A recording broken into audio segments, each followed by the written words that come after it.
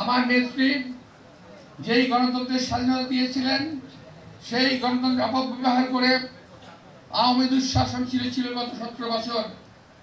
17 বছর পর আবার যখন আমরা গণতন্ত্রের স্বাদ পেতে শুরু করেছি, ওই সময় আরো অন্য একটি রাজনৈতিক দল বিএনপির বিরুদ্ধে তথা দেশের বিরুদ্ধে চক্রান্তে নেমেছে।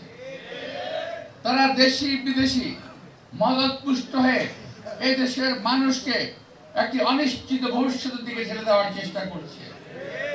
তারা ধর্মীয়ভাবে দেশের মানুষকে বিভ্রান্ত করার চেষ্টা করছে। তারা আমার মা বোনদেরকে বিভ্রান্ত করার চেষ্টা করছে।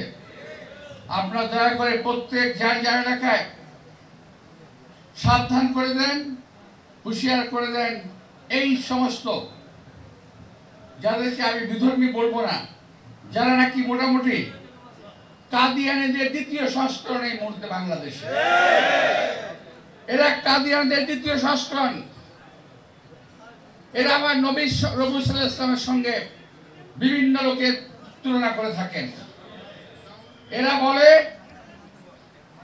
আমাদের কথা মতো উঠতে হবে, পুলিশকে আমাদের কথা মতো চলতে হবে, প্রশাসনকে আমাদের কথা মতো চলতে হবে।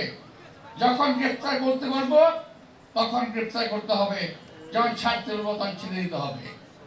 প্রিয় ভাইরা, এই বক্তব্যের মাঝ দিয়ে আমি একটা বিশাল ষড়যন্ত্রের চক্রান্তের আভাস পাচ্ছি। অন্তত আমি আমার ব্যক্তিগতভাবে মনে করি আমি এই দলটি দেশের এবং দেশের মানুষের মঙ্গল কখনোই চায় নাই। তারা 1947 সালে পাকিস্তানের বিরুদ্ধে লড়েছিল।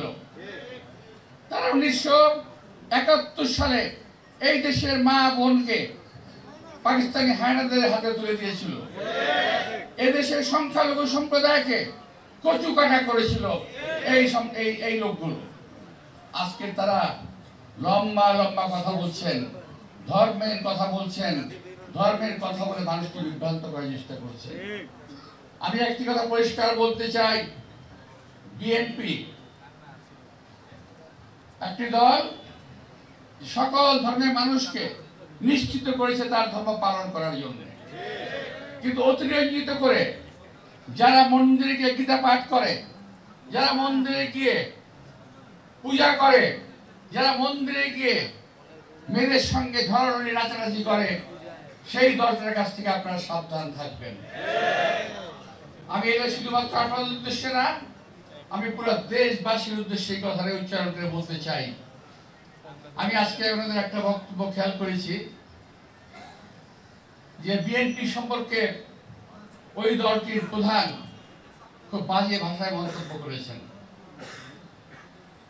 আপনি আমার বয়সে ছোট, কিন্তু রাজনীতিতে আপনি একটি দলের প্রেসিডেন্ট অথবা চেয়ারম্যান আমির।